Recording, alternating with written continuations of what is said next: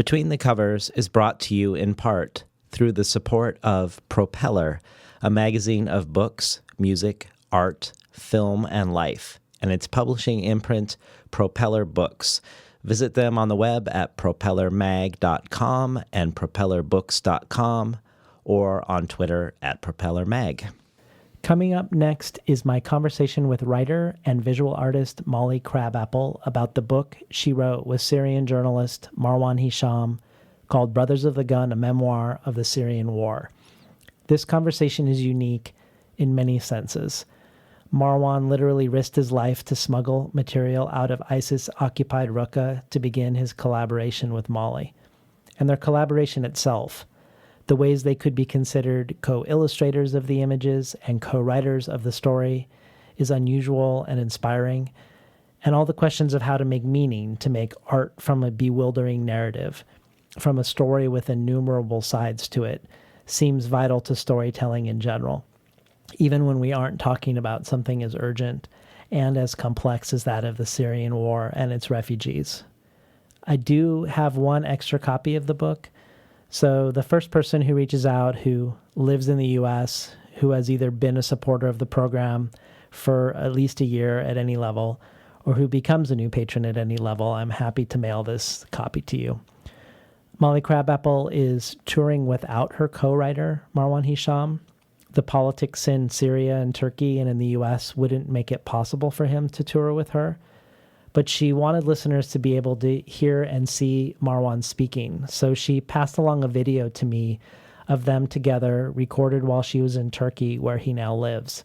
So I will put this up on the Patreon site for those who want to watch and hear it after listening to this conversation. And likewise, Molly also mentions local on-the-ground organizations whose support would be a meaningful way to engage with the crisis, if this conversation and the book inspire you to. So I'll put those links also up on the Patreon page in a separate post. And you don't have to be a patron to access either of these. They will be available for everybody at patreon.com/betweenthecovers. Enjoy today's program.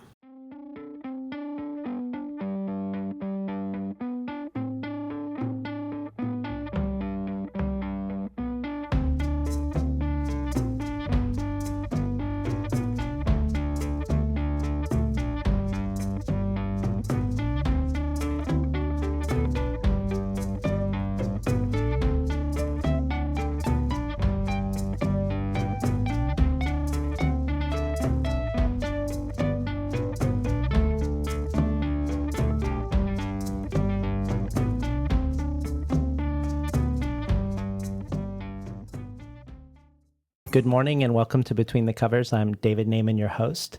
Today's guest is artist, writer, and journalist Molly Crabapple. Molly Crabapple first made a name for herself as an artist in the world of burlesque, as a model for the Suicide Girls, a burlesque performer herself, and the house artist of the notorious New York City nightclub The Box. During that time, she also illustrated comics, and while there was a political element to some of Crabapple's work at the time, her work took a decidedly political turn in 2011 with the uprising of the Arab Spring, the student protests in London, and Occupy Wall Street, which unfolded just outside her studio apartment in Zuccotti Park. Her studio became an impromptu salon for the artists and journalists of the Occupy movement, and Crabapple began to create her singular style of art journalism with the art she produced as part of these protests. Matt Taibbi dubbed her the greatest of the Occupy artists, and Crabapple went on to illustrate Taibbi's book, The Divide, American Injustice in the Age of the Wealth Gap, and Laurie Penny's Discordia, which chronicled the Greek economic crisis. Since then, Crabapple has become well known as a long-form journalist, as well as a formal innovator, creating a unique marriage of journalism, visual art, and literature. Her reportage has been published in the New York Times, the New York Review of Books, the Paris Review, Vice, The Guardian, and elsewhere. Crabapple's illustrated journalism, her marriage of words and art, has chronicled the aftermath of Hurricane Maria in Puerto Rico, labor camps in Abu Dhabi, the military commissions of Guantanamo detainees, the Syrian refugee crisis, and the history of transgender rights. She has collaborated with everyone from the ACLU, Human Rights Watch, and Amnesty International, to Jay-Z, Spike Jonze, and Esperanza Spalding. Her art is in the permanent collections of the Library of Congress, the New York Historical Society, and the Museum of Modern Art. The Guardian described her work as equal parts Hieronymus Bosch, William S. Burroughs, and Cirque du Soleil, and Time magazine named her one of its next-generation leaders, saying her work is a perfect slow media commentary on our current fast media climate. In 2015, Crabapple published her illustrated memoir, Drawing Blood, the story of her coming of age as both an artist and a writer, a book that received raves from Salman Rushdie, Joe Sacco, Chris Abani, and Joss Whedon.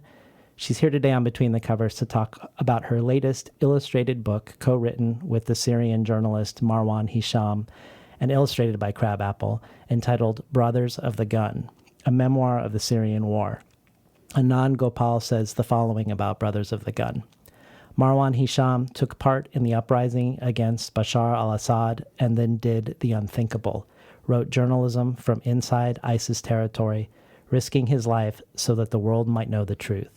He gives us an unforgettable portrait of what it feels like to resist a tyrannical dictator, live under ISIS occupation, brave bombs falling from the sky, and somehow survive with your humanity intact. Angela Davis calls Brothers of the Gun a revelatory and necessary read on one of the most destructive wars of our time. And Pankaj Mishra adds, from the anarchy, torment, and despair of the Syrian war, Marwan Hisham and Molly Crabapple have drawn a book of startling emotional power and intellectual depth. Many books will be written on the war's exhaustive devastation of bodies and souls and the defiant resistance of many trapped men and women, but the Mahabharata of the Levant has already found its wisest chroniclers. Welcome to Between the Covers, Molly Crabapple. Oh, my pleasure to be here, and thanks for such a lovely introduction. So the origin of this story is pretty remarkable. So I was hoping we could start with how you encountered Marwan Hisham and how you began collaborating for your Vanity Fair project together. Back in 2013, I was doing journalism about the Syrian war and about the refugee crisis. And there was a small circle of people on Twitter. Some of them were Syrians, some refugees, some people in the diaspora. Others were Western journalists and analysts. But we would all kind of talk about the war. And Marwan was one of those people. And at first, I was drawn to talking about him because on his Twitter bio, it said that he was in Raqqa. And at that time, Raqqa was under a brutal occupation by ISIS. And I was like, I can't believe it. I mean, look at the balls on this guy. He's tweeting under ISIS. So I started talking to Marwan privately. At first, he was a source for some of my articles. He would give me information about various aspects of daily life under ISIS that wasn't really getting into the media. But as I started studying Arabic, we started to become much closer friends. And perhaps maybe 6 months into our online friendship, I asked Marwan, hey, do you have any photos of daily life in Raqqa? Just the type of thing that we would all have on our phone, right? We all take photos. That's our world. And he told me he didn't, but he offered to take some photos.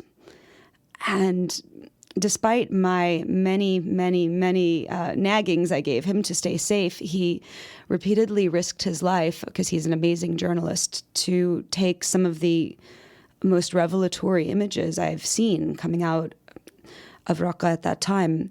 He took photos of kids digging in the trash for stuff to sell, took photos inside an ISIS hospital of the bread lines. And this was such an extraordinary thing, because to take photos under ISIS, that meant to be a spy. That was a death penalty offense under them. And yet he did it anyway because of his belief that images that were non-stereotypical, images of the city that he grew up in, needed to get out.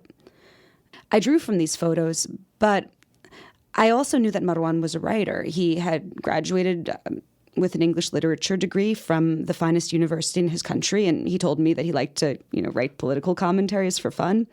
And I said, why don't you write some captions for these and publish it in Vanity Fair? About a week before our piece went up, Marwan broke the news of the U.S. airstrikes on Raqqa.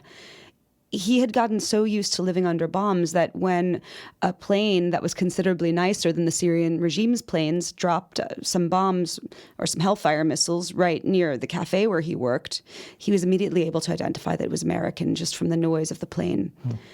And he broke that news 20 minutes before the Pentagon did. So when you received these photos that you then transformed into illustrative art, I would imagine there would be quite a bit of reconfiguring or even some imaginative process that goes on in your part. Because, I mean, tell me if I'm wrong, but given the danger to Marwan, I would imagine he's not spending a lot of time with composition, for instance, that these would be photos that he'd be taking in weird positions or in ways in which it doesn't look like he's taking a photograph. Exactly. There's a really funny story that he talks about in the book where he was hiding his phone behind his falafel sandwich. So all of the photos are taken, pretty far away. Sometimes they're quite blurry, at weird, like upside down angles. Sometimes he would take several photos of one scene. And so because of that, it wasn't like I was copying a photo. It was more like I was looking through his eyes and then I was choosing what element that I was going to focus on. Or in some cases where photos were taken over a period of 10 minutes, there might be one where there was like some moms with kids walking, but then there's another photo where they weren't there. And so I would like kind of put the two together. And I still remember, my God, when I got those photos, it was one of the most extraordinary experiences of my artistic life, because the only way that a Western journalist, was going to enter Raqqa at that time was if they were wearing an orange jumpsuit and starring in a beheading video. And yet here I had the immense privilege of I got to see through Marwan's eyes. I mean, kind of made me shake when I got those photos the first time. And when you moved from the Vanity Fair project together to working on this memoir of living under the Syrian war, you expanded the sources that you would use for images that then became drawings. Can you talk to us a little bit about what that process was and what some of the sources are for the images that we encounter in the book? In my first 3 collaborations with Marwan, I was working exclusively from photos he took. But as we decided to do this book, we realized that there were just things that he couldn't have photos of. Some of these things were from the deep past, like when he was at religious school, for instance. Others of them were things that it would have been impossible, like enslaved Yazidi women that were brought into his cafe, and photos that even if he could have taken them, he wouldn't have, because it would have violated those women's dignity and their privacy. For stuff like this, we had to rely on tons of different sources. In general, I had 2 different processes. Some of the pictures I'm proudest of in this book are these huge, huge crowd scenes I did of protests. The way I would do these was I would look for a citizen video that had been taken of these protests at the time.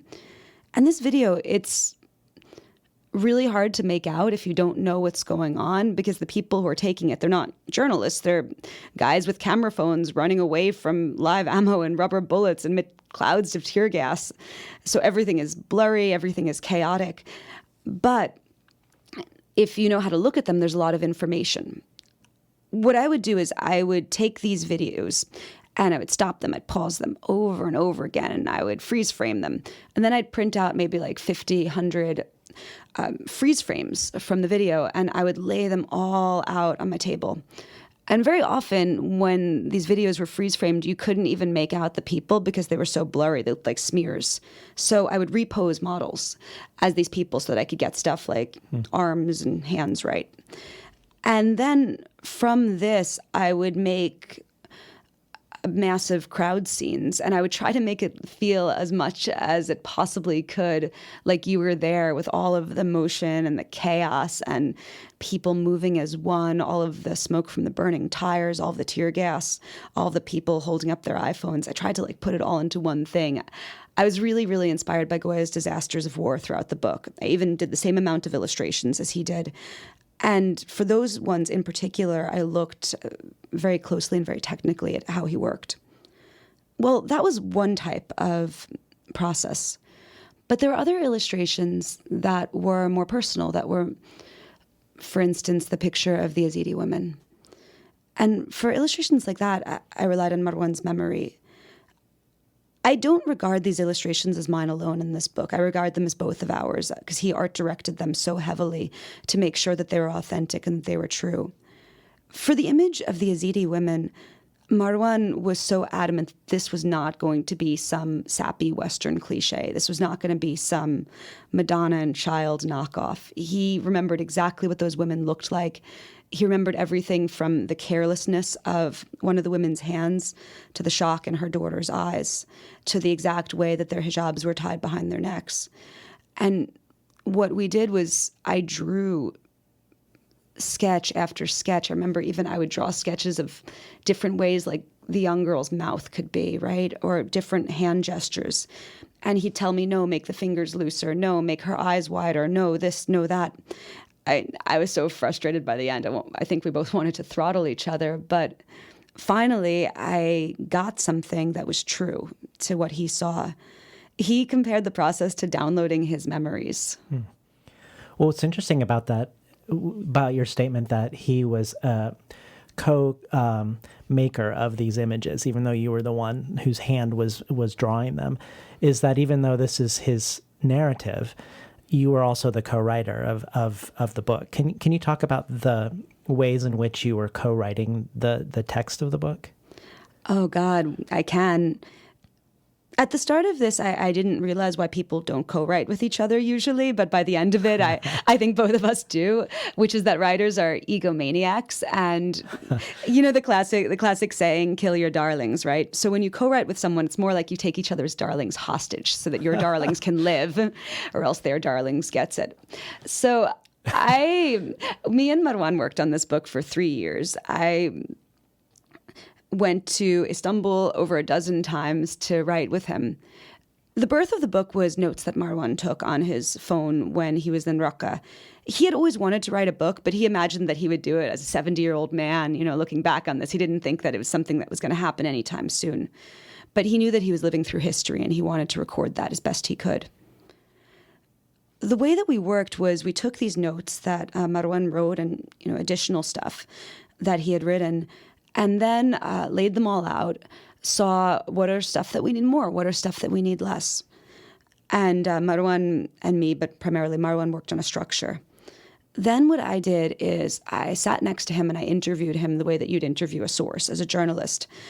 And I interviewed him in the most detail-oriented, probably excruciatingly annoying way, where I'd be like, tell me about the checkpoint. How high was the wall around the checkpoint? What did the guy at the checkpoint look like? Oh, he was wearing a suicide vest. What type of suicide vest? That sort of thing. And I would just type while I was sitting next to him. And eventually, we had a book where I had written half and he had written half, or we had a draft. But this is where the reason that our process is unusual comes in. Then he took my draft and I took his draft, or we took our halves, and we rewrote each other. So Marwan, he has an English lit degree, as I said, and I dropped out of Fashion Institute of Technology, which ought to give you an idea, perhaps, of the different types of readings we've both done. Marwan is someone who reads Derrida. He knows, Noam Chomsky's linguistics. He translated Waiting for Godot for fun during university. Wow. into Arabic. He has a really intense literary background, and he particularly has a passion for stuff that is oblique and mysterious, stuff that plays with time, stuff that messes around with sentence structure. Whereas I got my start writing as a journalist, and so my natural instinct was perhaps less Joyce and more Orwell. He would look at my stuff and he would say, no, we're not going to do it in this straightforward, basic way. We are going to play with time. We're going to make it more sophisticated. He also has this total contempt for the way that books on the Middle East very often have to spoon feed basic information to the readers. How a book on Syria will literally have to start with, Syria is a country in the Middle East. It's predominantly Muslim, but there is an Alawite minority. He would be, oh my God, can't people Google? What's wrong with them? Why do we have to take ourselves out of the plot to do these digressions of Middle East 101 college courses that people ought to know anyway? So he would just go through with the red pen of justice and XXX, wrong.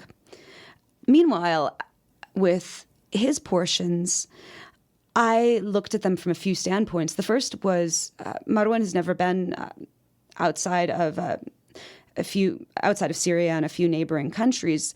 And so he had no idea of the vast, impossible depths of ignorance in the U.S. about the Middle East. And often he would, for instance, mention the events of 1982.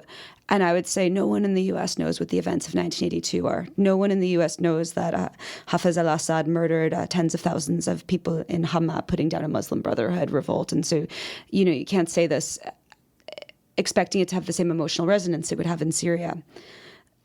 I would try to make it something that was accessible and legible to American readers. Also, very often, I would push back on different perspectives. I'd ask him, for instance, under ISIS, I would ask him, what about women, Marwan? And I would rewrite his side with these concerns in view. And then we would rewrite each other again and again and again, to the point where every single sentence, I think, has multiple revisions of each of us. And then the editor would come, and then he would say, do this, do that, and rewrite, until we have this book. And this is the hardest and most precious project I've ever done. While I do realize that the reason that people don't collaborate like this is because it's intensely difficult and it requires putting your ego on hold to create art, I think that we both grew enormously as writers. My friend Sinan Antoun, who's also one of my favorite novelists, I was describing the process to him and he was like, sounds excruciating but exhilarating. Which it sounds amazing. I mean, it does sound painful, but it does sound amazing also. I wanted to ask you about when you were doing your Guantanamo project. You said that you wanted to find the story of one detainee as sort of an entryway into something immense. And it feels like Marwan Hisham is the perfect entryway. And the reason I say that is because he seems to be inherently curious and also inherently skeptical. So he's skeptical of the Assad regime, but he's also skeptical of the religious upbringing that he had. He questions everything that sort of comes prepackaged and delivered to him, so that imagining another narrator into this war who maybe readily takes a side, it would be an entirely different book. Instead, we see this man who is watching everyone else take sides. And I just wanted to hear more about whether that was just good luck on your part in finding each other and him becoming the sort of guide, or was that also part of when you were encountering him initially, that you felt like this was the person I want to collaborate on in terms of a memoir and the Syrian war? Yeah, he's an extraordinary person. He's one of the most skeptical, cynical, yet idealistic people I've ever met. Probably one of the truest, most natural-born journalists. I think the reason that I wanted to work with Marwan so much, and I actually would never have written this book with anyone else. And I know many amazing Syrian journalists. I know many amazing Syrians with all sorts of fascinating stories, but I wouldn't have done this book with anyone but Marwan. And in part, it's directly because of that, because he's someone who has this intense moral courage to look at everything with the same sort of lacerating sharpness, and including himself, right? Including every single sacred thing. And I don't just mean sacred in terms of religion. I mean sacred in terms of politics, right? I mean sacred in terms of sort of the local loyalties that you would have. He turns the same sort of sharp, questioning eye to all of it. It's a courage I know that I wouldn't even have for myself. I wrote a memoir myself, and I know exactly how hard it is, and I know the things that I wouldn't say in my own memoir. But that courage and that intellect was why I wanted to work with him so much. Well, maybe this is a good time where we could hear a little bit of the prose. This passage is about one of Marwan's memories from his childhood. When he was a young boy, the country was under the dictatorship of Hafez al-Assad, who is the father of Bashar al-Assad, the current dictator of Syria. And this is about the semi-religious worship of this very secular leader. When I was 9 years old, I thought Hafez al-Assad was the president of the entire world. When I was bored during lectures, I would stare up at the portrait of our comrade, the father and the leader, looming over us from the front of the classroom. He smiled down gently, his suit sharp, his tie silvery, prayer beads frozen mid-click between his hands. This portrait wasn't just in the classroom, of course, but everywhere I looked. Hafez al-Assad was our patriarch, the unbeatable general who had delivered our country to safety by seizing control of the government in what he called the corrective movement. A beloved father who, every 7 years, won a landslide election with no less than 99% of our votes. On every possible occasion, we saluted him, marched in his praise, wrote poems in his honor. Sometimes we confused him for God. Each morning we queued up in the playground while a teacher led us through the slogans. Now I understood what it felt like to lose your individuality. I was lost like those men in that Sufi circle. We students in our rows shouted each line of the slogans until the triumphant finish. Our leader forever, Comrade Hafez al-Assad. My father had other ideas. In your heart, replace the last 3 words with Muhammad, messenger of God, my father told me, protesting when I described our daily pledge. No other man shall be my leader forever, my father thought, least of all a man he deemed an enemy of our religion for transforming himself into a deity in our godly land. 2 years later, an event happened that defied the logic of our world. Impossibly, our father and comrade died. The country plunged into an ecstasy of mourning. It took me months to absorb that a god could perish. His death birthed thousands of brand new Hafez al-Assads. His image returned to us in photos, drawings, sculptures, and Ba'ath Party flags affixed to every surface. Syrian flags unfurled into infinity, their 2 central stars green and sharp as vipers' eyes. Another adjective was added to his name, and thus he became the immortal comrade, Hafez al-Assad. We've been listening to Molly Crabapple read from her co-written memoir, Brothers of the Gun, a memoir of the Syrian war with Marwan Hisham. So you mentioned one of the challenges of writing a book of the Syrian war is, I think, the immense ignorance of American readership. But another is just this complexity of narrative. This is not a simple good versus evil.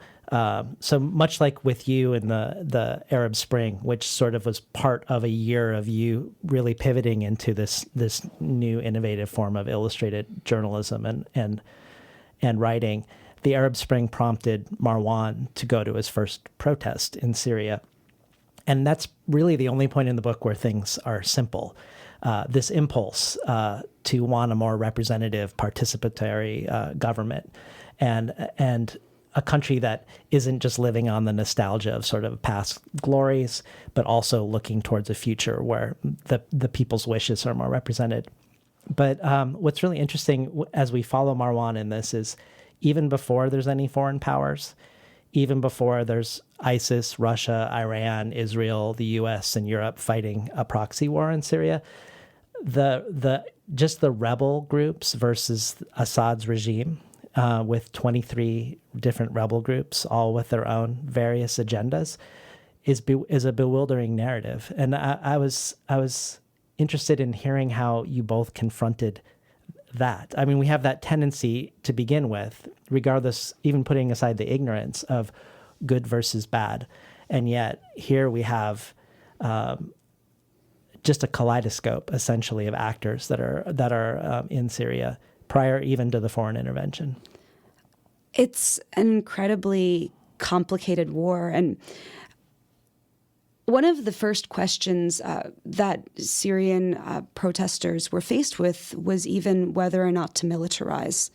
Many people never wanted to pick up guns. They wanted it to be a purely peaceful uprising. Marwan himself was one of those people. There are figures in Syria like Khaith Matar, who was called Little Gandhi, who would present soldiers with flowers and bottles of water.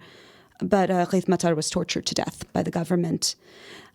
And in some ways, not in some ways, in all ways, the intense brutality with which the government responded virtually forced many people to pick up guns. And part of the reason that there are so many of these small rebel groups is because many times the reason that people first picked up guns was that government troops and shabiha, these are like sort of criminals that are paid by the government, armed government supporters that were allowed to do crimes. Shabiha would go into people's neighborhoods and they would invade people's houses and they would rape people and they would take people off. And a lot of times people didn't arm up with the idea that they were going to like invade a city. They armed up saying, I don't want anyone to come into my house and, take my kid away and torture them.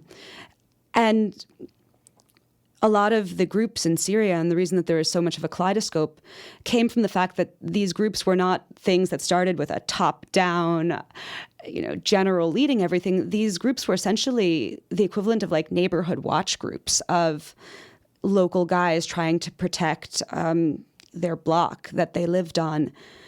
And one of, I think, the tragedies of the opposition side of the war, and this is something Marwan talks about, but also if anyone wants a more exhaustive catalog of this, they should read Rania Abu Zayd's No Turning Back, which is an amazing book on the war in Syria too. One of the tragedies of the Syrian war was that the opposition side was never able to unify because of the vast array of foreign backers, each with their own agenda, most specifically Saudi Arabia and Qatar, solving their beefs by pitting rebel groups against each other. Well, one of the ways I think that this book really tells the story in a way that we can grasp is by following the brothers that are referred to in the title, the Brothers of the Gun. So Marwan has two friends, one a visual artist and one a poet, who we watch as Marwan tries to stay in this position of staying connected to his humanity and his values. We watch his friends making other decisions connected to their own. So can you tell us a little bit about the two brothers and Marwan's following of how they diverge? Nail and Tarek were two guys that Marwan grew up with who were his very, very close friends. Nail was someone that when Marwan was telling me about his character, I really identified with him. He was a visual artist he's from poor family in Raqqa, had to work like really hard. He even was left back a year in school because he was working too hard at his job, loading trucks to take tests. But he was incredibly passionate about art, and he finally got the chance to study at the Damascus University of Fine Art, which is the best art school in the country. And in Damascus, he totally reinvented himself right down to trying to ditch his Raqqawi accent, which is a more rural accent, for a more fancy city Damascus accent. And that was the path he was going on, of being kind of like an artist hipster until the revolution happened. And he took part in protests. And Nail, the thing that changed everything for him was that Nail was arrested. And when he was arrested, he saw people being tortured and also religiously humiliated. One of the very radicalizing things that the government forces did during the war was that they would torture people and force them to say things like, Bashar al-Assad is my God. And this isn't something that's hearsay. This is something that government forces made videos of that ended up on YouTube that were just horrific, dignity-crushing, disgusting torture videos. And that was something that Niall witnessed firsthand. And once he saw this, he became convinced that the regime was way too brutal to ever be negotiated with, that if they just kept going to peaceful protests, they'd just be slaughtered like a bunch of sheep, and that the only way to get the regime to cease murdering people and to fall was to join an armed group. Niall joined a local armed group, and he died very early in the war. He died fighting against the government. Niall's brother, Tariq, initially hadn't really wanted to be involved in the war. He had been an early protester, but then he had gone to university in Beirut, where he was studying Arabic literature and working at a cafe and living really the sort of life that any young man would envy. He even had like a cool motorcycle, you know? He had a great life there. But when Niall was killed, Tariq immediately went back to Syria, determined to avenge his brother's death. And he joined the first group that seemed like it wasn't thieves, basically, and that seemed effective, which was a fundamentalist Islamist group called Ahrar al-Sham. And Ahrar al-Sham was not a group that Tariq would have ideologically identified with or felt close to before the war at all. But as the war progressed, he adopted more and more of their ideology and eventually became an extremely battle-hardened soldier and a sniper. And for much of the war, he primarily fought against ISIS. And that's an interesting point, too, because he joined a fundamentalist Islamist group and was fighting ISIS. I would imagine most people without a lot of knowledge of what's going on would just collapse all the Islamist groups into ISIS, and similarly would think that all secularism was the same, whereas people who were fighting Assad were also fearful of like an Ataturk-style secularism. So even though they were fighting a secularist government, that didn't mean that they wanted like a Turkish style of secularism, which is so fascinating to be able to walk through with someone there and parse out these nuances when something like this tends to, I think, resist complexity when we get it presented to us in the news. Could you speak to the cover image of Tariq playing the machine gun as a violin, and both why you chose it as a cover image and what's behind that image in the first place? The cover image is actually drawn from a self-portrait that Tariq took and posted on his Instagram that Marwan gave to me. And I think the reason that Marwan and also I like this image so much is that it shows a man who is completely immersed in war and death to the point where he's this close to his gun, but also a man who, before the war, was someone deeply engaged with beauty. I mean, he wrote poetry throughout the war.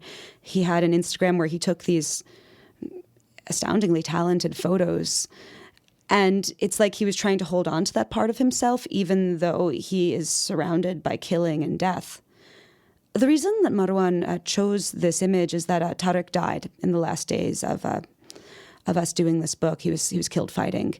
And Marwan wanted this to be a tribute to him. Marwan disagreed with Tariq on almost everything, but he was still someone that he admired for pursuing his beliefs until the end, and someone who he had grown up with. Would you be willing to read the epigraph to the book, the poem at the beginning? Oh, of course. We started the book with a poem by Muhammad al-Marut, who is an amazing Syrian poet that unfortunately isn't really translated into English and who lived for quite a long time near Raqqa. Marwan did this translation himself. They gave us watches and took away time. They gave us shoes and took the paths. They gave us parliaments and took freedom. They gave us playground swings and took celebrations. They gave us dried milk and took childhood. They gave us fertilizers and took spring. They gave us guards and locks and took safety. They gave us rebels and took the revolution. We've been listening to Molly Crabapple read from her co-written memoir, Brothers of the Gun, a memoir of the Syrian war with Marwan Hisham. I'd like to return to something you mentioned at the beginning, that the 82 images in this book are related to the 82 paintings by Goya, the Disasters of War. Can you speak to what Goya's Disasters of War was addressing, and why you wanted to have this sort of mirroring with what he was doing? Goya's Disasters of War were a series of etchings that he did. They were a series of images he did that were about the Napoleonic invasion of Spain and the related atrocities. These images were not done at the time. They were done later. And they were done in the shadow of a Spain that was still dominated by the Inquisition. And they're images that in some ways are journalistic and in some ways are not. Some of them show, firing squads, or they show, I remember there's one of a woman who is very, very famous for loading the cannon and firing when all the men in her village were dead. Others, though, show impossible images that couldn't exist, that were surreal, like bodies in trees, a woman holding up her dead lover, but the dead lover almost is weightless and is physically impossible the way that he's standing. There are images that, in their surrealism, show aspects of the horrors of war that perhaps something more naturalistic couldn't adequately convey. I also looked at them very closely for the technical aspects. I hadn't planned to do this book in black and white. All of our collaborations before that were in color. But the publishers wanted to do it in black and white so that it would be easier to sell translations. And as soon as I knew that I was going to look at it, and as soon as I knew that I was going to do it in black and white, I had to look at the greatest master of black and white war drawings in history. I tried to draw both from like more philosophical aspects of what he was doing, but also like very technical aspects of gray wash and white and framing. Luckily, in the course of doing this book, there was actually an exhibition of Goya at the Brooklyn Museum, and I got to look at them in person, and I would stick my face right up to the drawings, and I would see exactly how he made each and every one of those little lines that was so apt and so perfect and so dark. Well, in reading about it myself, it was interesting to discover that because of the immediacy and also the brutality and the way that the scenes extended beyond the frame, that his etchings were compared to 20th century photojournalism before there were photographs, which feels like a real link to you and the way that you were illustrating photographs for this project. Can you speak to the ways in which you feel like illustration has an advantage, if you believe so, over photography, or even illustrations of photography, what it can offer that perhaps photography by itself can't? The greatest strength and weakness of photography is that a photographer has to be there. That's why photojournalists are the most brave journalists that you can ever meet, because they're actually the ones that are in the front line, there with their camera, risking all of the bullets themselves. They can't just stay back at their hotel, right, and get dispatches. They're right in the thick of everything. This is part of what makes photography so powerful, right? You're seeing it firsthand. This is why photography can be used as proof, that war crimes happened. It's why photography can change things in so many ways. But it's also a weakness, right? Because power likes to censor places. And there's a lot of places that you cannot take a camera into. You can't take cameras into prisons. It's very hard to take photos in military checkpoints. There are all sorts of totalitarian regimes, of which I include ISIS as one of them, that either severely limit or ban photos. So if you had to rely on photography alone, whole swaths of life and of the world, some of the most oppressive and dark swaths, would not be recorded. And this is where I believe that as artists, we have a huge advantage. I love Joe Sacco's Palestine like everyone else. I'm sure that's no surprise. But one of the things I loved about it was that he interviews Palestinians that had been imprisoned by the Israelis. And obviously, there is not a photojournalist in someone's solitary cell. There will never be images of that. But what Sacco was able to do was he was able to interview these men and women who had been imprisoned and then draw their memories. He was able to take things that power did not want to be visually legible and make them visual, make people see what was supposed to be unseen. And this is something that I tried to do with the book as well. That's just one advantage. Another advantage is that I'm going to borrow a quote from Jeremy Scahill here, who's an amazing journalist. I'm lucky enough to know. And he said that the ultimate way to scrub metadata from a photo is to draw it. These drawings, they hide people's identities because it's not right to show the real faces of people who lived under ISIS or who were at protests. It's not right to do that. It could put them at risk. A photograph, in the same way that it can prove war crimes, it can also get activists locked up in jail, right? And also with illustration, you can foreground the censorship that's happening. I know you did that in Guantanamo you weren't allowed to draw the faces of the guards, I believe, right? Exactly. Guantanamo has the most stringent censorship under the pretext of what they call operational security, or OPSEC. You have a list of things you're not allowed to photograph. And at first that sounds doable, but then you quickly realize that if you're not photographing any doors, and if you're not photographing any cameras, and you're not photographing any faces, and you're not photographing like two architectural features in one drawing, or in one photo, what are you photographing? You're photographing the floor. In Guantanamo, I was able to just draw around that censorship. And most particularly, because I wasn't allowed to draw the faces of guards, I drew blank smiley face masks. I want to read just a brief quote that you said about illustrating Discordia, about the Greek economic crisis, and then just ask you a little bit more about something that you say in it.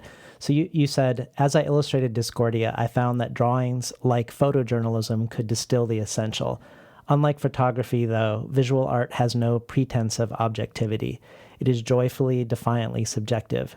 Its truth is individual. Picasso's Guernica doesn't explain what a body looks like after a carpet bombing, but it does show the agony of war. When I drew, I could see nothing more clearly than the space between my art and its subject. And I wondered about this space between art and subject. It made me think of Teju Cole, who's a photographer, activist, writer. I'm sure whose work I'm guessing you probably know. And he asked John Berger why photography wasn't part of his practice. And Berger said that for him, to photograph a subject was to foreclose some part of what he could write about. He saw it as an interference to his writing faculties. And I wondered if that was something to do with this presence or absence of the space between art and subject, or if you feel any resonance with that sentiment. It was a little bit different for me. When I talk about the space between my art and the subject, you're hanging out with these people who are living flesh and blood people, who are universes in themselves, full of life and complexity and courage. And then when you try to draw them, or when I try to draw them at least, all I could see was all of the life that my picture lacked compared to them, right? And I would try and I would try and I would try and I would push myself to get better and better. But always I would feel that weight of all that there was about them that I couldn't express. In case you just tuned in, we're talking today to Molly Crabapple about Brothers of the Gun, Memoirs of the Syrian War, co-written by Marwan Hisham. Well, maybe this is a good time just to briefly mention why Marwan isn't with us here in this conversation. Why isn't he able to do the tour with you? Man, so this is one of the reasons that doing the tour is actually rather melancholy for me, because Marwan can't join me. And the reason he can't join me is because of specific policies of 3 different countries, and I'll try to spell them out. The first is that the Syrian regime is incredibly vindictive to Syrians outside of Syria. It's done every possible thing it can to screw them over, including Bashar al-Assad saying there was lots of terrorists among the refugees going to Europe. And one of the things is that they make it extremely difficult and extremely expensive to get a passport. A passport that would cost maybe $25 inside the country can cost up to like $1,000 outside the country, if you can even get an appointment, and that's not without all the bribes. And another reason that Marwan can't get a passport is because, like countless Syrian men, he didn't do his military service. There are thousands and thousands, I don't know if there's an exact number, but many tens of thousands of men who fled the country rather than killing their fellow citizens.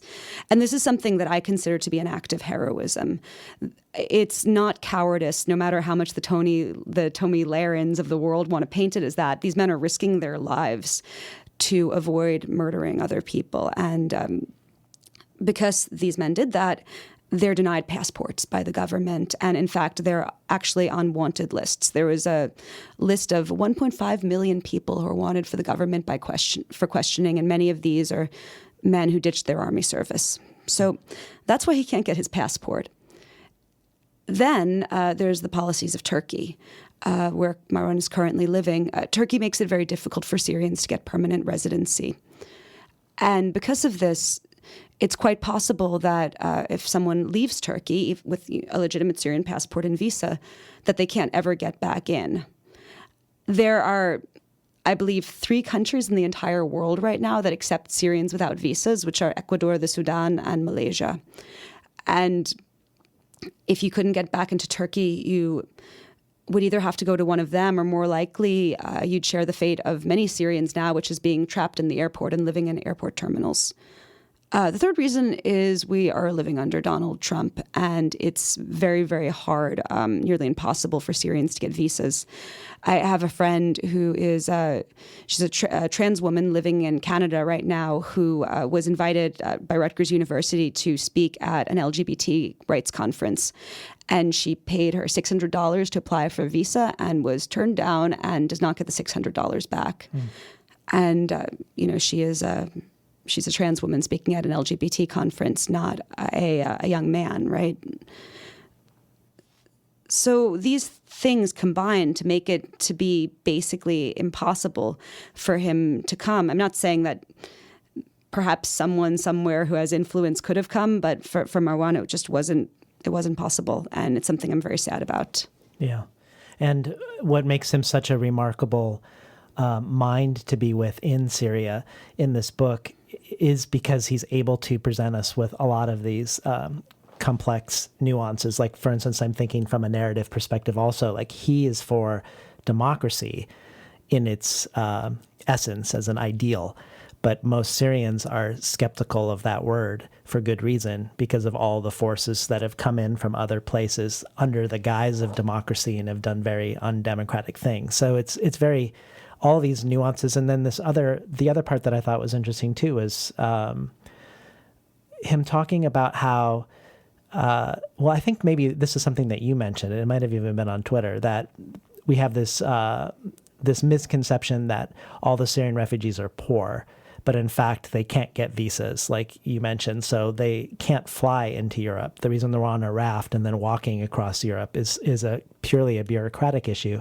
But one thing that he raises on that similar tack is that a lot of the jihadists, a lot of the ISIS jihadists in specific, are Europeans, and that these European jihadists in Syria and their leaders aren't being cracked down on by their European government. So you'll have like the leader of ISIS in London or somewhere else who's tweeting about jihad on behalf of ISIS, and yet Europe is bombing Raqqa instead of taking care of these people in England. And he was very perplexed by this weird hypocrisy. But I wondered if you had any insight in that strange relationship between the rhetoric that is coming out of Europe, and for that matter, probably North America, and then the reality that all of the havoc is happening in Syria. Well, I would make one note. So when he was talking about the skepticism of democracy, in large part, he was talking about the specific community that he comes from, which is a rural, pretty conservative community where most people don't have like the privilege of going to college, for instance. There are many, certainly Syrians in like Damascus and Aleppo and across the country who have a great respect for democracy. And in fact, in Sarakab right now in Idlib, there were actually democratic elections, local elections in spite of everything. So I just want to clarify that a bit. And also, I wouldn't say that these were ISIS leaders. That would be a bit misleading. These were more like what was his name? Adram Chowdhury. He was like self-appointed imam who had no actual religious background. He just sort of said he was an imam. And he was someone who would go on Sean Hannity a lot to be the guy that Sean Hannity could point at and say, like, look at these Muslims, they're all fundamentalist. So like Adram Chowdhury would tweet in support of ISIS throughout the entire war and was recruiting people for ISIS. And this was happening with another group called Sharia for Belgium. And the thing that Marwan is talking about, to me, really came down to the greatest disparity in our world, which is the disparity between people who have good passports and people who have bad passports. To me, in many ways, that outweighs almost everything else.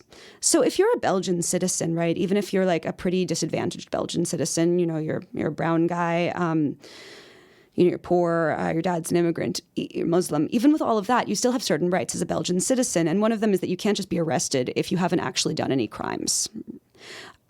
Your passport usually can't be taken away if you haven't done any crimes.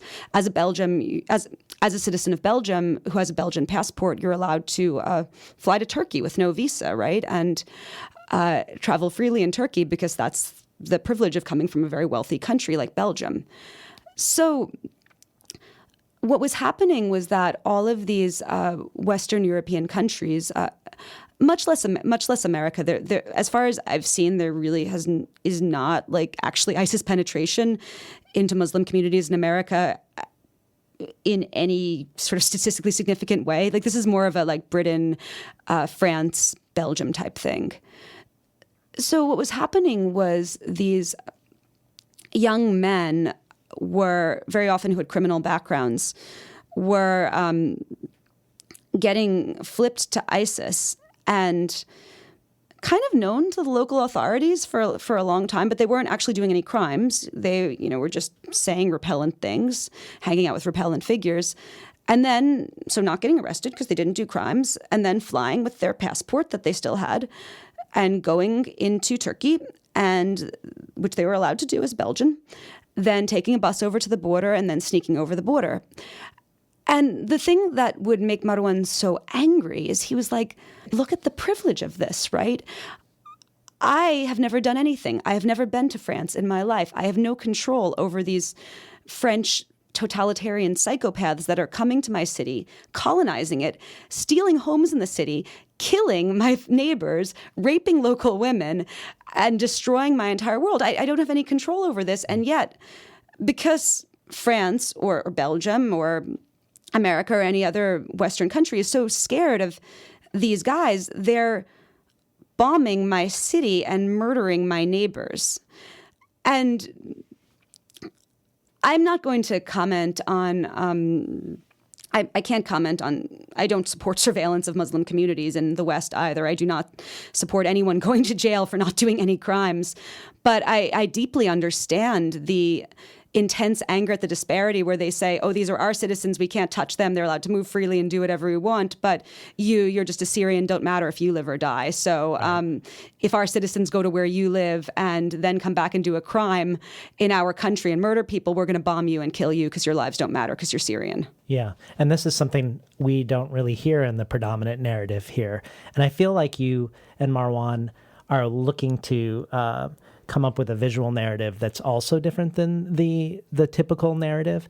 And you've called this the age of infinite photos and the Syrian war the most documented war ever. And yet we tend to see the same images over and over again. So could you briefly speak to how you also wanted to come up with a different visual narrative, kind of like you came up with the actual narrative? The images that we tend to see from the Middle East, they're images of horror, right? They're images of broken people and broken cities. And while that is absolutely true and that needs to be seen, these are also places where people live. These are places where people go to work and go to school and have kids and try to find beauty and pleasure. And the danger of only showing images of the Middle East that show it broken is that people in the West start to think that that's how the Middle East always was and it always will be, and that it's just filled with a bunch of savages that were always fighting each other. And what does it even matter if we drop more bombs on them? What does it matter if Russia bombs them? What does it matter if a dictator like Assad bombs them? That's just how it is. It's just a war-torn place. To me, those sort of stereotypes, they're so, so dangerous.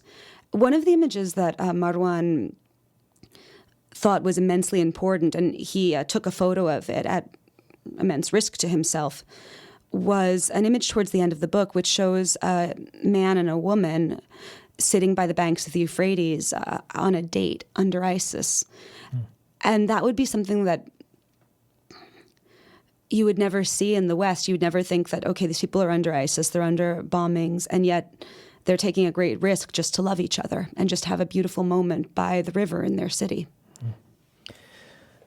I want to ask another question about whether there's an aesthetic or conceptual philosophy with regards to how you want the words to be in relationship to the text. Just to return to Teju Cole once again, he once said, "The photograph and the words arrive simultaneously. They guarantee each other. You believe the words more because the photograph verifies them, and trust the photograph because you trust the words. Additionally, each puts further pressure on the interpretation. A war photograph can, for example, make a grim situation palatable, just as a story about a scandal can make the politician depicted look pathetic. But images, unlike words, are often presumed to be unbiased. The facticity of a photograph can conceal the craftiness of its content and selection." And I know and we've talked about how, in contrast to photographs, you feel like illustrations aren't as readily assumed to be objective. But you said in your memoir, Drawing Blood, that you wanted the illustrations and the text to be mutually complementary, but not dependent on each other. And I wondered if that philosophy is extending into Brothers of the Gun, or is there a different image text philosophy for this book? No, it's a very similar one. I always liked Let Us Now Praise Famous Men, which is an amazing WPA-funded work about sharecropper families that was done during the Depression, and it has staggering photos and also staggering text. And you can look at either body of work separately, and in fact, people often have. But when together, they complement each other, and I think that they give each other staggering new levels of meaning. And that was something that I was inspired by, and I spoke to Marwan about when we were doing it. I didn't want the illustrations to be like direct, dumb, like this is what we described and now you can look at it. There are definitely some scenes that are illustrated, but they're directly from the text, but there are other scenes that aren't in the text. Like the thing I told you about with the couple at the banks of the Euphrates. And I wanted the work to stand alone. Maybe that's also just my egoism as an artist. I think a lot of visual artists, we realize that the world does not value us as much as they do the word people. And so we insist on standing alone in that way. Well, I've marked out another section that I was hoping you'd read on page 120. I am bound by obligation to provide you, my honorable reader, with some necessary details. Islam came to Arabia at a time when noble Meccans worshipped gods of their own creation. Omar, the second caliph to be, built his god from dates, and when he became hungry, he ate it. Arabs adopted Islam by conversion and by force. In the next centuries, but largely under Omar's reign, the Muslim empire stretched from China to the kingdom of Leon. For centuries after, Arab Muslims had a caliph or caliphs, both Arab and non-Arab, who cherished their religion, but since the Great War, the caliph has been missing, and Muslims have been searching for him. Some said he was hiding underground, waiting for epic battles to come in which he himself would lead the unified Ummah to more glories. While some thought he would be Shia, a true follower of Islam, others argued that he could only be Sunni, a true follower of Islam. So now it seemed our caliph was Baghdadi, of the American prison camp Bucca, and his cortege from Britain's Birmingham. Sunnis were unsatisfied, and Shia denounced him as fake. ISIS declared itself the caliphate, here to stay and ready to expand. Islamists, Shiite and Sunni alike, burdened their shoulders with the interests of the Ummah, the global community of Islam. So they drove the Ummah to fight amongst itself. For this very reason, Muslims got Khomeini, bin Laden, and the kings of Saudi Arabia. We would know no winner, no peace. We've been listening to Molly Crabapple read from her book, Brothers of the Gun, co-written with Marwan Hisham. So when ISIS overtakes Raqqa, Marwan, which is Marwan's town, he decides to stay. And not only does he decide to stay, but he decides to run an internet cafe that is often populated by ISIS fighters from Chechnya, from Europe, from other Arab countries. And he's having, even the people bringing in, as you mentioned, the Yazidi women who have become slaves. And he's having to negotiate all of these various cultures. And you also have had a similar, well, not similar, but you've worked in a lot of different countries in the Middle East and have learned Arabic yourself as part of that. And I was curious if your learning of Arabic is because it was a prerequisite as a photojournalist, long-form journalist, illustrator, or the exact opposite, that you were seeing that most of the Western journalists weren't even trying to learn Arabic? Most Western journalists don't know Arabic, unfortunately.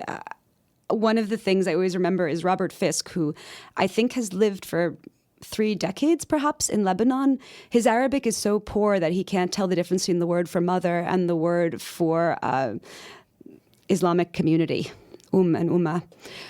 This is something that only comes from Western privilege and English language hegemony. My mother says that it reminds her of the days of the Raj, when the Brits would send their incompetent and useless sons over to India to get high posts while Indians had to do all the work. It's not good that we don't know Arabic. And I started learning it because I was ashamed. I was like, how can I be working in these countries where there are all these amazing Arab journalists that speak English and Arabic, and often French or Kurdish, or they often speak 4 languages. And I'm sitting here getting paid this, and I don't speak their language. What am I doing here? It's messed up.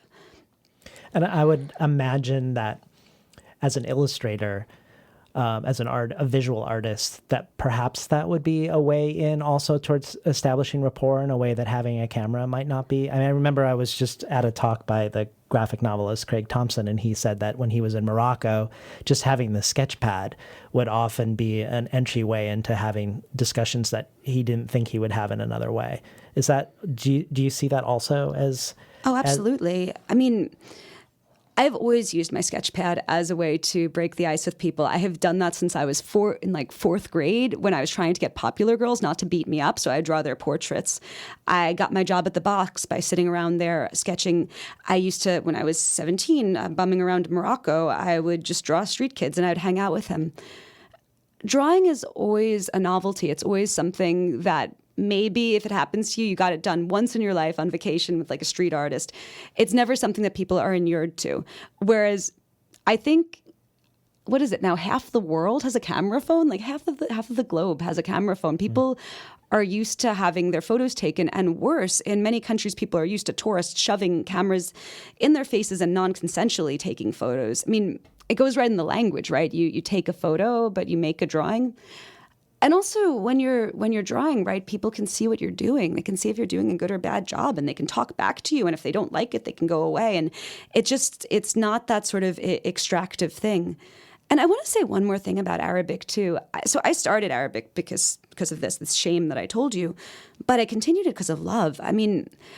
I fell in love with Arabic as a literary language. I fell in love with this sort of elegance and tragedy and eloquence of poets like Mahmoud Darwish or Mahmoud, who we read before, or Rashid Hussein. I fell in love with novelists like Nawala Sadawi, the Egyptian feminist, or Sinan Antoun, amazing Iraqi novelist.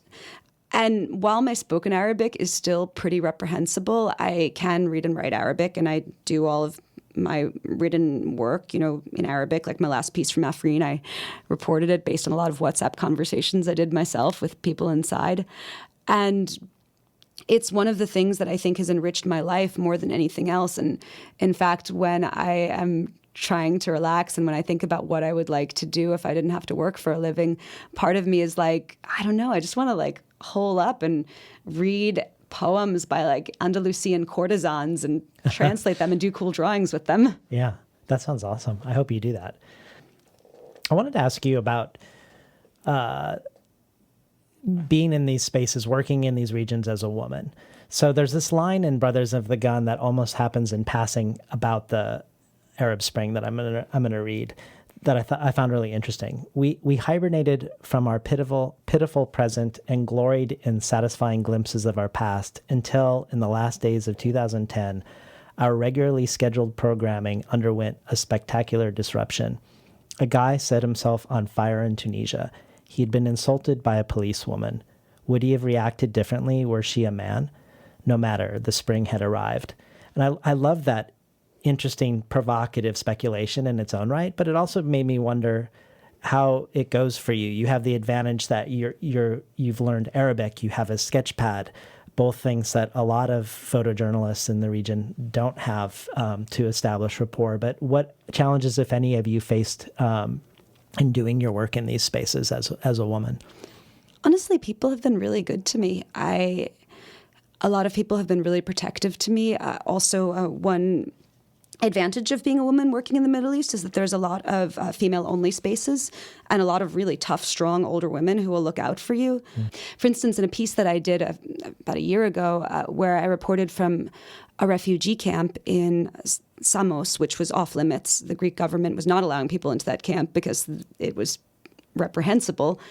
The way that I got into it was that a wonderful lady from Aleppo smuggled me in through a hole in the fence, and then she watched me like a hawk to make sure no guys treated me disrespectfully. And, you know, she's someone who I still talk to, and she brought me in a second time. And I mean, would that have been something that I would have done as a guy? Like, would a young guy have felt as the same desire to help like a male journalist? I don't know, but I've definitely had a lot of women that have done really amazing things for me. I mean, obviously, you get sexual harassment in the Middle East, of course, but you also get sexual harassment in New York, and you also get sexual harassment a lot of other places too. And I don't know. I mean, I grew up. I'm born in Far Rockaway in Queens, and while obviously it sucks when people scream stuff at you on the street or whatever, that's just was my upbringing in New York, and it doesn't make me want to shrivel into a ball and die. Yeah. Well, I would love to speak at least briefly about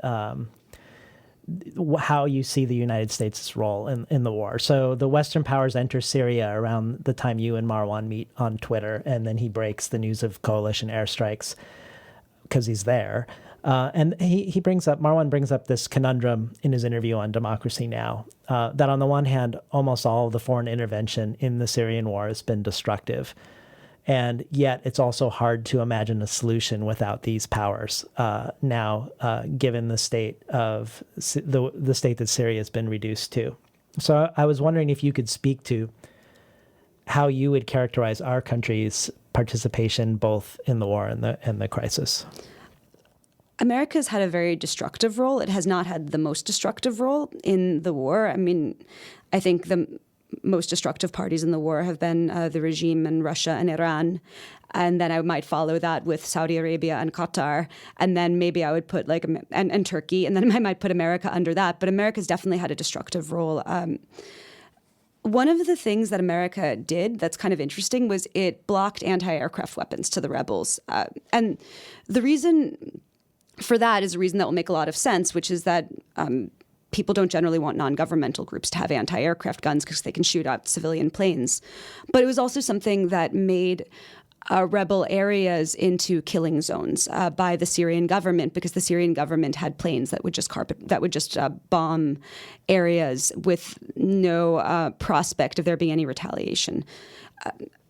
The American government also spent a lot of money on incredibly doomed to fail projects with Syrian rebel groups without any sort of clear motivation. I think the most enduring relationship that America has had is with the YPJ, which are the Kurdish leftist groups that successfully, with America's help, kicked ISIS out of a lot of Syria, that America rebranded as the SDF, and they're currently the group in charge of Raqqa right now. America bombed so many civilians. America destroyed 90% of Raqqa. America destroyed Mosul's old city. America committed many, many war crimes. Tens of thousands of civilians were killed by America. Now, There's, though, a narrative about America's involvement that I've always pushed back against. I do not believe that America's primary goal in this war has ever been a regime change, actually. I think that America fed just enough weapons to the rebels to keep people murdering each other. But one of the things Obama said was that actually in Syria, different groups that were opposed to America were all, in his words, I think, bleeding each other. And so it wasn't necessarily a problem for the war to keep going on. But I don't think that there's ever been a consistent American effort to overthrow Bashar al-Assad. And I think that one of the things that has always really frustrated me is that while there's been no consistent anti-war movement against the bombing of Raqqa that killed thousands and thousands of civilians and destroyed the whole city, every time Trump bombs empty military facilities, which is a ceremony he participates in once a year to look tough, there's huge protests. And I wonder, I'm like, this just seems disproportionate. Thousands of civilians murdered by American bombs versus empty facilities with no casualties. So, yeah, I would say that America has had one destructive role. It also, one thing I always remember is in 2013, I went to Lebanon and I interviewed Syrian refugees that were living in unofficial camps in the Bekaa Valley. And it was right after the whole Obama red line thing. And first, a lot of refugees, they were really perplexed. They were like, oh, so gas is bad, but burning us alive and cutting us into pieces with bombs is okay. That's nonsensical. But the other thing was that there was an intense disappointment in America for what they viewed as making various promises to protect them against the government bombing that America hadn't done. And I have always opposed American intervention because I don't think America has anything good to do in the Middle East or really almost any country it's ever dealt with. But I think that America's appearance of promising something and then not doing it was something incredibly, incredibly, incredibly damaging. Well, when Marwan risks his life to get these photographs out, and yet also wonders if the photos will make any difference. Of course, this is a question of any artist who has political concerns, I think. And you raise this in Drawing Blood as well, around your own art. And you bring up the critic Ben Davis, who called Picasso's Guernica a heroic example of political art, but not because of what it portrayed, but because the price to see the painting was a pair of boots to be sent to the Spanish front. So the gallery collected 15,000 pairs of boots for the anti-fascists. I was hoping you could speak to this. So unlike the Spanish Civil War, the narrative in Syria is bewildering, I think. Do you feel like there's a way to interface, or what would you suggest is a way to interface as sort of an analog to sending boots to the anti-fascists in Spain? So if people are moved by reading Brothers of the Gun, have a better grasp now on the complexity of the situation, and want to translate that also into something in the world. I don't know if there's an answer to this, but if you had any thoughts, I think it would be interesting to hear them. I would push back on one thing about the Spanish Civil War, and that's it not being bewildering. I think that Spain, in retrospect, has a very heroic gloss to it. But I think it's also important to note that by the end of it, the Stalinist-backed forces were murdering Spanish anarchists, and that countless very brave Spanish anarchists and leftists were murdered by their own side. This is something that Orwell talked a lot about. So while the fascists were unilaterally evil and repellent, the idea that the other side was unilaterally perfect and good, I might push back on a bit. That's pretty important to say.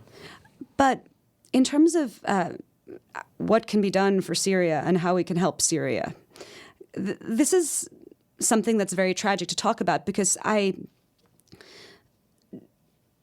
everything that I would say is essentially a Band-Aid. But Band-Aid solutions are where people live, right? Those are life and death things. The first thing that I would say is do not give any money to the UNHCR or any other large NGO except Doctors Without Borders, who I've embedded with in Iraq and who are great. But everyone else, never let them get your money. They're all a bunch of at worst, thieves, and at best, machines devoted to their own self-perpetuation. In camps, NGOs are nicknamed Never Go Out because they never leave their air-conditioned offices. So save your money from those. I always suggest giving to local groups. I work a lot with the Karam Foundation, which is a group run by an amazing Syrian-American woman named Lina Sergi Attar that works inside and outside Syria. And very importantly, they don't just do survival work. They also have a really amazing youth center on the border that gives 100 girls and 100 boys a safe place to like hang out and learn to use 3D printers and learn Turkish and read an awesome library that's filled with like Arabic translations of James Baldwin. You know, it's a really, really special and wonderful place. And they also, fund schools inside Syria and feed people inside Syria and do emergency aid. There's also a squat in Athens that doesn't just have Syrians living there. It has, Afghans and people from Eritrea, people from all over. It's called City Plaza, and it takes donations. And it is a place where I want to say 500 refugees are living in an abandoned hotel with dignity and self-organization and a really delicious kitchen that I've eaten at and a really fantastic Arab-style coffee shop in it. I like them. There in Lebanon, there's Bassam and Zaytuna. I'm probably butchering the name, but my friends have worked with them. I haven't worked with them myself, but they're an amazing Syrian-led group. But the other thing is I strongly believe, and it's something I've always believed, but I believe it particularly now, is I hate the idea that we live in a world where lives are more or less valuable based on what passport you hold and where people's capacity for self-determination is dependent on whether or not they have a good passport or not. So I always encourage people in the West to petition for open borders, not just in a poor refugee, sympathy way, but as a right that we are all the heirs to this earth and we all have the right to move upon it. I also personally think that every country needs to stop interfering with Syria. I don't mean just America. I mean every country. I mean Iran. I mean Russia. I mean Turkey. I mean Qatar. I mean Saudi. I mean all of the various rich people that are funding various things. I mean the Afghan militias. I mean the Iraqi militias. I mean every single group that is not Syrian needs to get out of Syria right now because that's part of what's driving the war and allowing it to endlessly continue. It's that Syria is a battleground. I mean, Israel needs to get out of Syria. Like everything needs to get out of Syria because right now it's become a place where every single regional or global power has decided to fight out its own beefs over mountains of dead Syrian bodies, and it's disgusting. I wish I had like a more hopeful prognosis. I wish that I or anyone else was offering a solution that would take all of the war criminals in this terrible war and put them in front of International Criminal Court, and that would give people their homes back and would release the detainees and would give a full pardon for all of those young men on the government wanted list. That's what I wish would happen. But in terms of what you can actually do, those are some things I know. Yeah, thank you. Well, what about in terms of other books to potentially pivot toward? So if people have read Brothers of the Gun and they're looking for more literature that engages with this conflict, where would you point them? Rania Abu Zayd's No Turning Back, to me, is one of the best books on the Syrian war. It just spells out like what the protests were, how they became militarized. It follows the trajectory of people from various ideologies, everyone from people who kind of supported the government to peaceful media activists to members of Al-Qaeda. And it is a work of staggering courage that she did over 6 years. And really, I think it's one of the most essential books I've read. Another book it's not about the Syrian war, but it'll give you a crucial backdrop for why it got militarized the way it did, is a book by a Syrian writer, Mustafa Khalifa, which is called The Shell, which is his quasi-fictionalized but ultimately true memoir of how he, as a Syrian Christian atheist returning to his country from studying at film school in Paris, was arrested as a Muslim Brotherhood member and spent over a decade in jail, being horrifically tortured.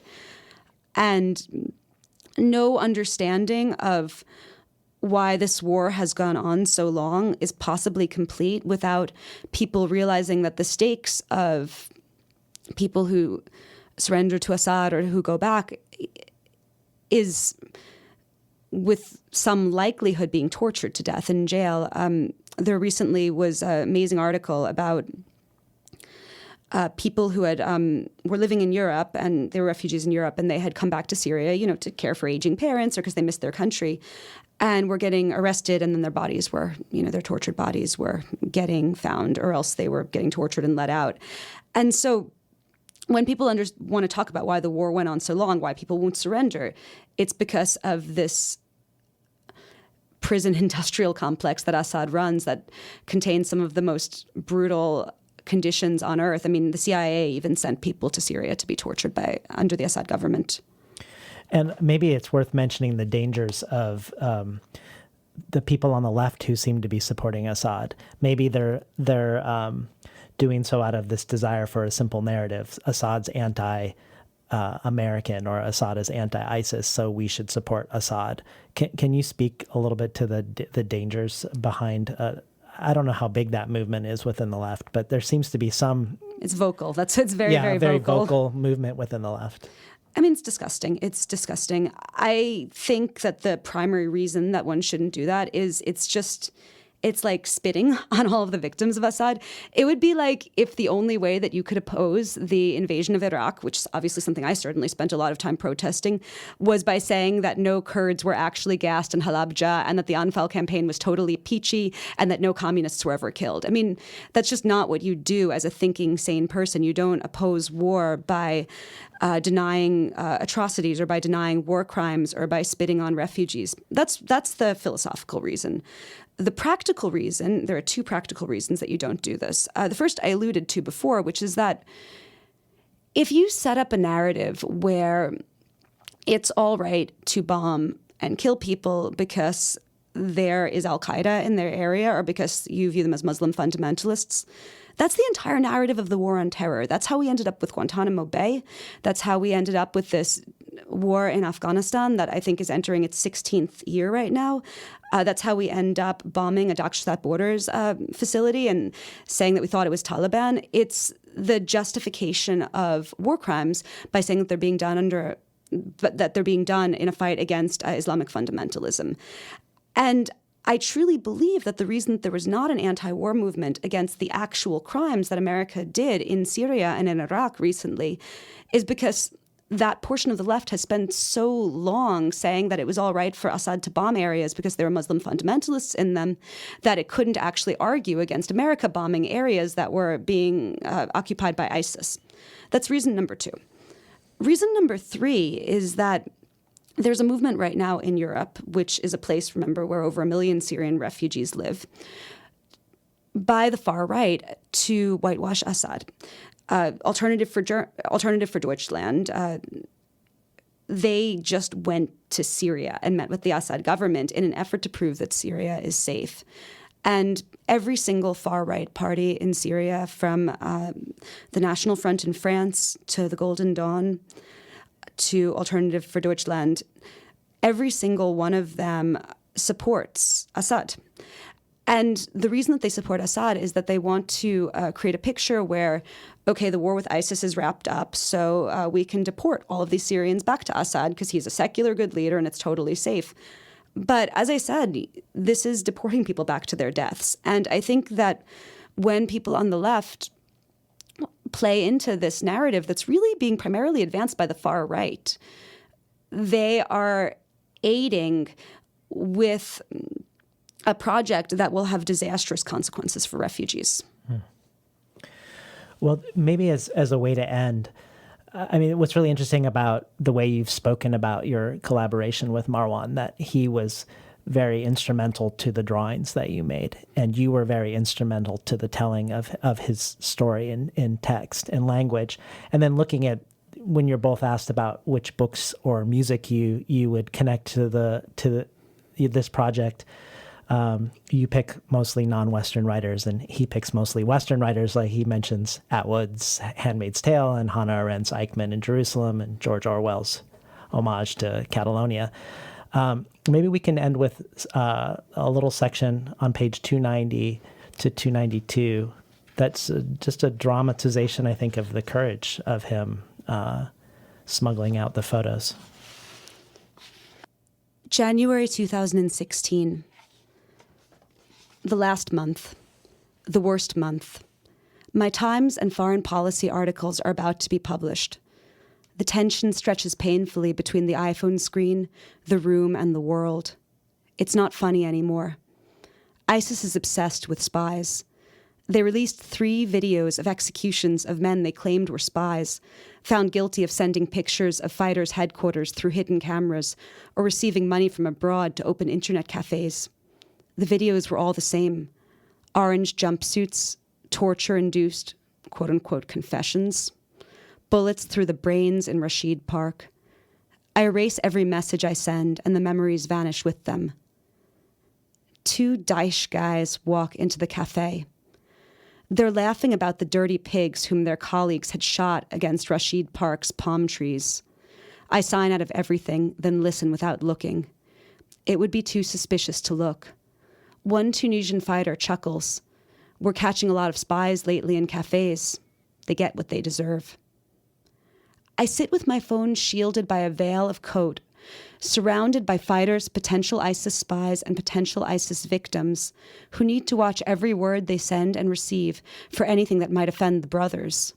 Otherwise, this so-called internet cafe will be the last place their eyes see in the sunlit world. I am caught, I think. They're talking about me. I am the pig, the spy, the kafir. I am everything they hate. I've been lucky for years. More than once, my phone was searched, and it was only the idiocy of the brothers who detained me that saved me. I survived, didn't I? I'm still alive. I still see sunlight. The blood is still rushing through my veins. I am still sharp enough to imagine in every ISIS bro's dumb eyes the demon who will catch me. I, who am here for no reason, with no one to blame but myself if I am caught. I thought I could establish myself in Turkey that last time, that I could work, that my money would stretch until I found a job. It went that way in my mind, but plans are different from reality. The money disappeared. I tried to find work in factories, but it's not life anyway, sweating your years away for 1/3 of what a Turk gets paid, and maybe you lose your fingers to a machine and end up with nothing. The path between Ankara and Raqqa had been my thread of safety. I knew I could be back in 44 hours, and at least here, even if this journalism thing didn't work, I wouldn't have to ask anyone for anything. I could keep my head up. That's what I thought. The blood was so loud in my ears. They won't just kill me.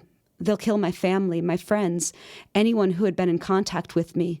These decent people whom I had betrayed by working undercover, milking their stories, pretending I was like them, all dead because of me. I'm too careless, I think. This is not a joke anymore, nor is Raqqa the city it once was. 5 minutes pass. The Tunisian guys shush, then start browsing their phones. I stand and walk to the counter. Each step thunders. They will hear them. I force my right foot forward and then my left. I will fall and they will see. The air presses down on me, so harsh my back will snap. I hand the slip of paper to the guy at the counter. It shows my username and password, so he can delete my account and thus prevent me from checking my phone outside the cafe and away from ISIS eyes. Assalamu alaikum, I say. Wa alaikum assalam, he answers. He smiles as if with recognition. This is normal, I tell myself. I'm in here every day. No, this is not normal. See how he's looking at me? He has memorized me. He suspects me. I have to leave as soon as I can. I have to leave today. I have to leave this fucking hour. It's dark outside. I edge past the motorcycles into the narrow street that leads to my house. The asphalt has eroded to reveal dirt made into mud by the winter rains. 2 ISIS cars pass. I walk for 15 minutes, numb with fear. When I open the door to my parents' apartment, then fall onto the bed, a great luxury fills me. A concerto played with nerves, lymph, tendons, brain. I outwitted them, I tell myself. I did the job and then left safely. They will never catch me. Thanks so much for being on the show today, Molly. Thank you so much, and I just wish Marwan could be here with me. Yeah, me too. We've been listening to Molly Crabapple, the co-author of Brothers of the Gun, Memoirs of the Syrian War. You've been listening to Between the Covers. I'm David Naiman, your host.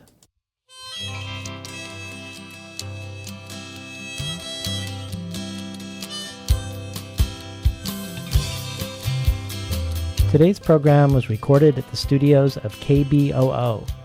Volunteer-powered, non-commercial, listener-sponsored, full-strength community radio from Portland, Oregon, found at kboo.fm. More of Molly Crabapple's work can be found at mollycrabapple.com. Marwan Hisham can be found on Twitter at the Twitter handle Marwan Hisham Pen. Molly also is adding a reading to the Patreon bonus archive, a piece called No Victor But God, which arose from her return to hurricane-devastated Puerto Rico as a Puerto Rican American herself, and finding unlikely historical links between the island and Syria. This joins readings by Carmen Maria Machado, Vicky Now, Therese Marie Mayat, and others. The bonus archive, the video of Marwan Hisham and Molly Crabapple, and the links to the organizations in Syria, Lebanon, and Greece that Molly recommends can all be found at patreon.com/betweenthecovers. Finally, I'd like to thank Imre Lodbrog and Barbara Browning for creating this outro. Their album Imre Lodbrog e Sapatita Mi can be found on iTunes, and Barbara Browning's trove of ukulele covers can be found at soundcloud.com/Barbara Browning.